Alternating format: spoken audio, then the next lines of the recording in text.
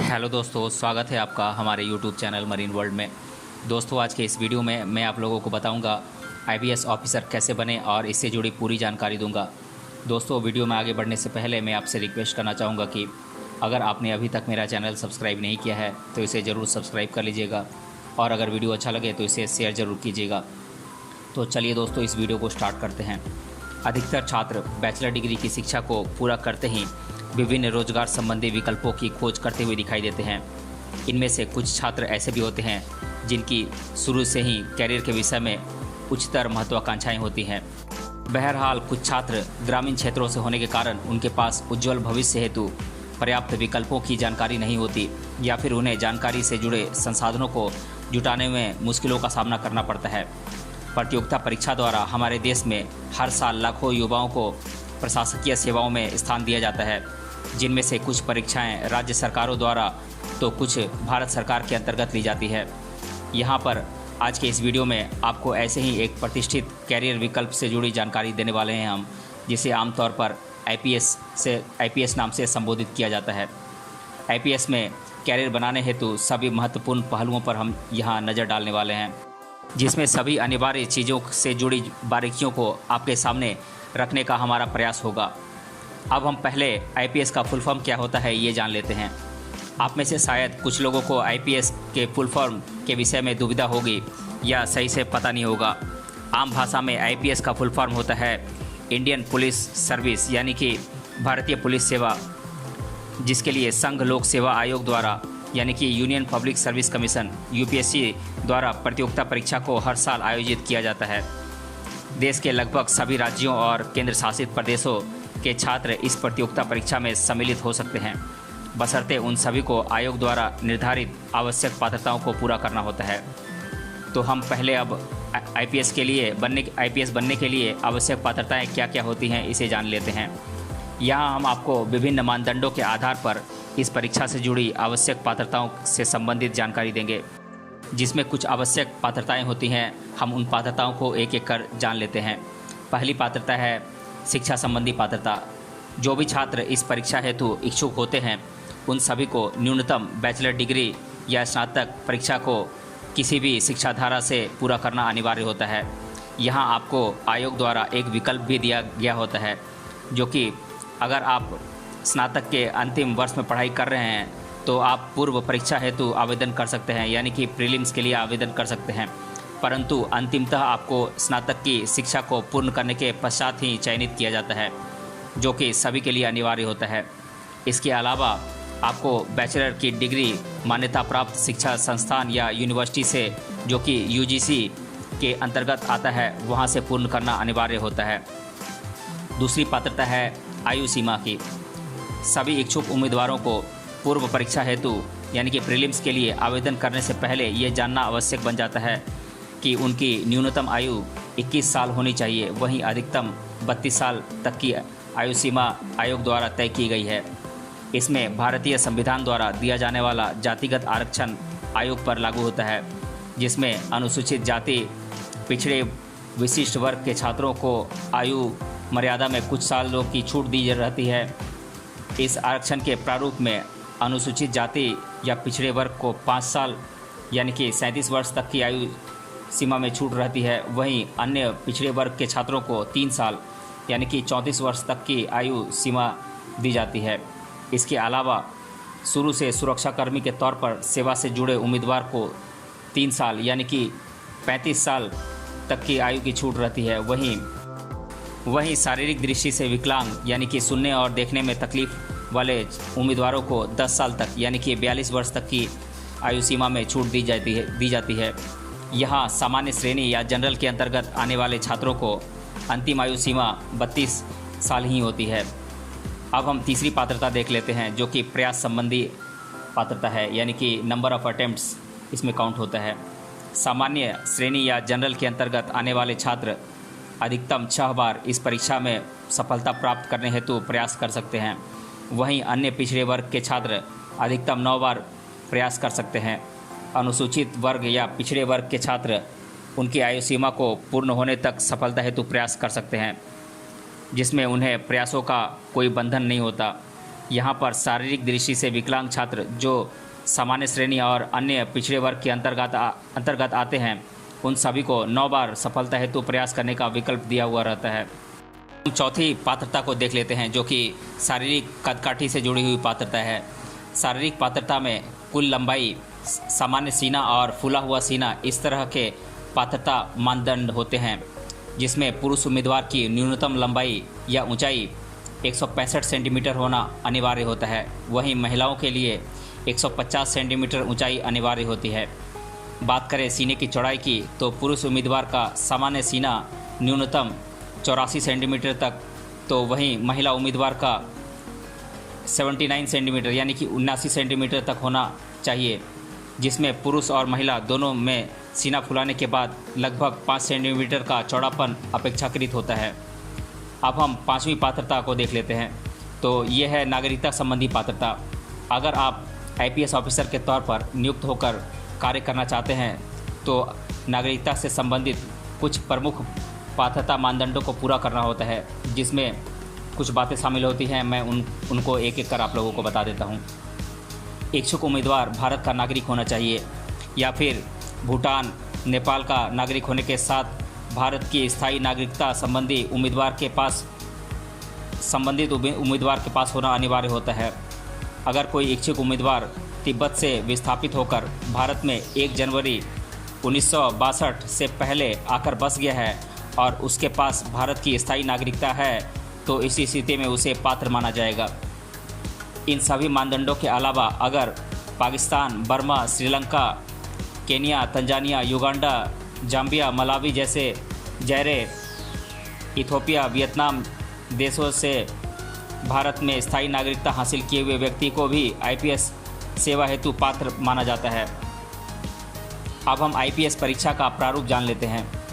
मुख्य रूप से संघ लोक सेवा आयोग द्वारा सिविल सर्विस एग्ज़ाम के अंतर्गत चरणबद्ध तरीके से परीक्षा का आयोजन किया जाता है, जिसमें उम्मीदवार को 3 चरणों से गुजरना होता है, जिसमें मुख्य परीक्षा और साक्षात्कार में प्राप्त अंकों के आधार पर छात्रों को प्रशासनिक सेवा में स्थान दिया जाता है।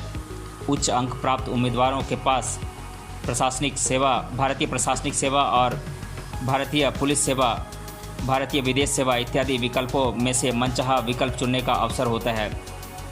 वहीं अंकों के आधार पर रैंक सूची घोषित कर छात्रों को सेवा में नियुक्त करने के पूर्ण अधिकार आयोग के पास सुरक्षित होते हैं।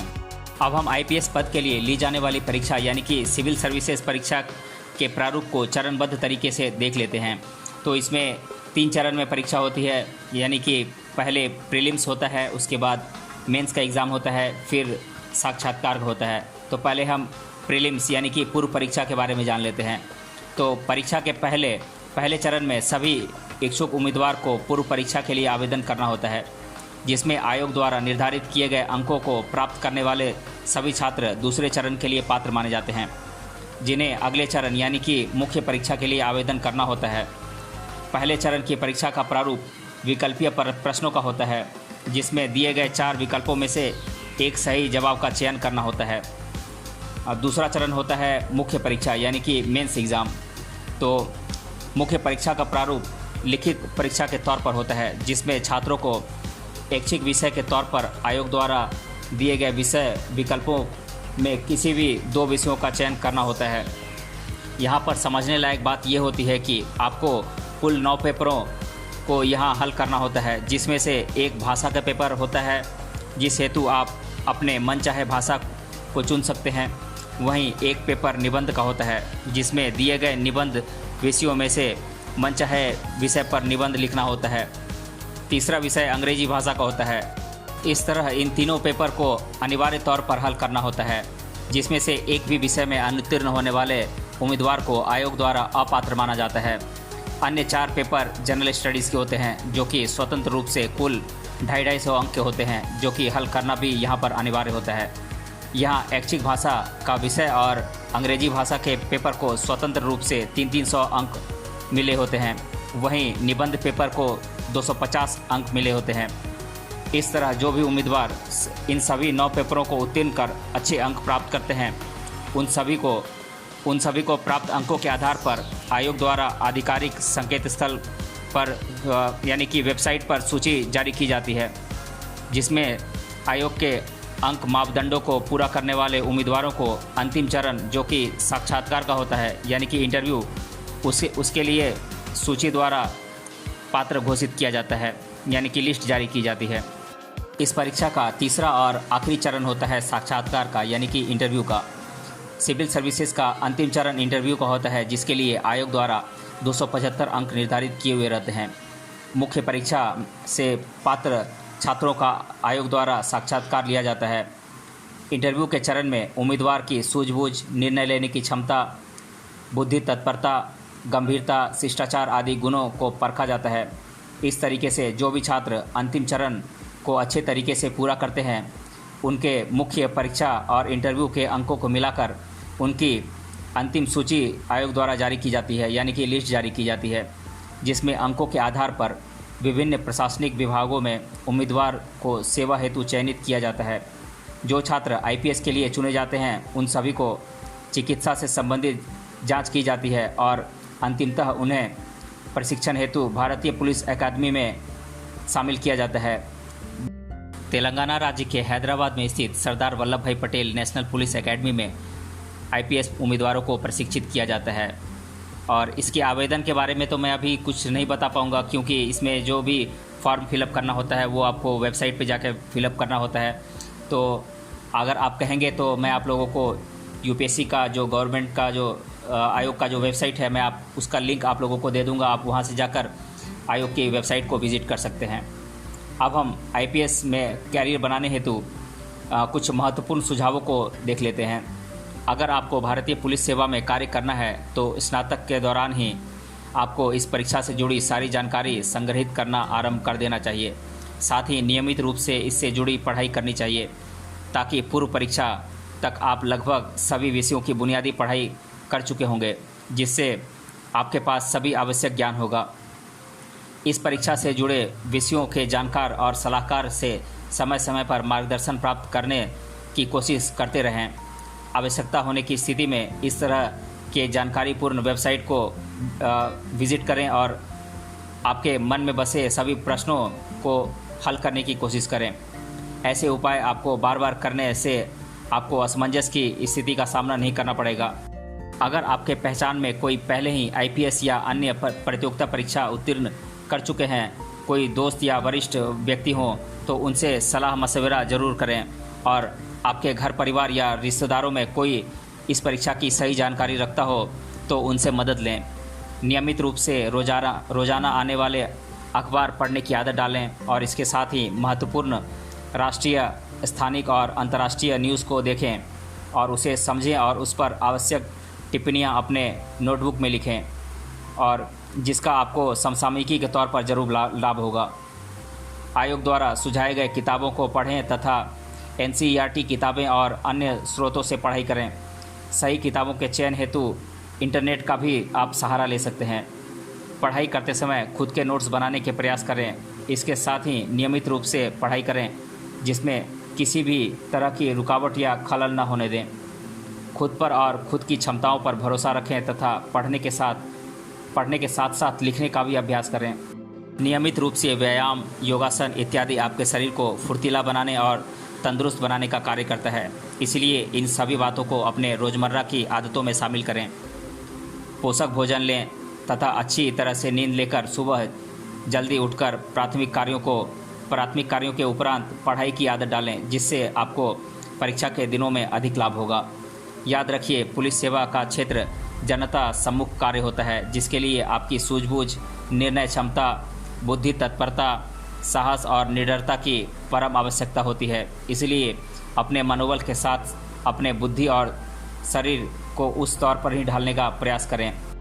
अब हम आईपीएस सेवा के विषय में छात्रों द्वारा अधिकतर बार पूछे जाने वाले प्रश्नों को एक एक कर देख लेते हैं। तो पहला प्रश्न है, आईपीएस का फुल फॉर्म क्या होता है? तो मैं बता दूं कि आईपीएस का फुल फॉर्म होता है इंडियन पुलिस सर्विस, यानी कि भारतीय पुलिस सेवा। और दूसरा प्रश्न है, आईपीएस ऑफिसर को प्रतिमाह क्या सैलरी दी जाती है? तो शुरुआती तौर पर लगभग 56,000 रुपये सैलरी दी जाती है एक आईपीएस दर्जे के पुलिस ऑफिसर को, जिसमें पदोन्नति के बाद अधिकतम लगभग 2,25,000 रुपये प्रतिमाह तक बढ़ोतरी हो सकती है। और तीसरा प्रश्न है, भारतीय पुलिस सेवा या आईपीएस के अंतर्गत कौन से पद आते हैं? तो मैं बता दूं कि भारतीय पुलिस सेवा के अंतर्गत पुलिस अधीक्षक, inspector general of police, deputy inspector general of police, director general of police यानी कि DGP, director of intelligence bureau, director of central board of investigation यानी कि सीबीआई चीफ, अतिरिक्त पुलिस अधीक्षक, सहायक पुलिस अधीक्षक, वरिष्ठ पुलिस अधीक्षक इत्यादि पद आते हैं आईपीएस सेवा में। चौथा प्रश्न है, सामान्य तौर पर आईपीएस के लिए चयनित उम्मीदवार की ट्रेनिंग पूरी होने के बाद कौन से पद पर नियुक्ति की जाती है? तो मैं बता दूं कि इनकी नियुक्ति सहायक पुलिस अधीक्षक या उप पुलिस अधीक्षक यानी कि डीएसपी के तौर पर नियुक्ति की जाती है। पांचवा प्रश्न है, क्या एसीपी स्तर का पुलिस ऑफिसर आईपीएस के अंतर्गत आता है? एसीपी का फुल फॉर्म क्या होता है? तो हाँ, ये एक उच्च स्तरीय पद होता है जो कि आईपीएस के अंतर्गत आता है, जिसका full form assistant commissioner of police होता है।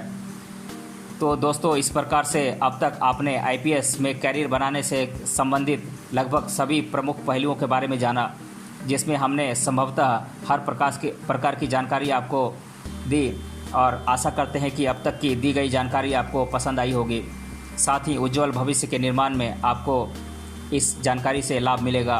अन्य लोगों को भी इस जानकारी से लाभान्वित करने के लिए इस वीडियो को ज़रूर साझा करें तथा अधिक विषयों के बारे में जानकारी प्राप्त करने के लिए हमारे कैरियर रिलेटेड अन्य वीडियोस ज़रूर देखें। तो अगर आपने अभी तक इस वीडियो को पूरा देखा है तो हमें कमेंट बॉक्स में कमेंट करके बताइए कि आईपीएस की ट्रेनिंग भारत में कहाँ पर होती है और किस राज्य में होती है। तो मिलते हैं अगले वीडियो में किसी अन्य टॉपिक के साथ। तब तक के लिए धन्यवाद।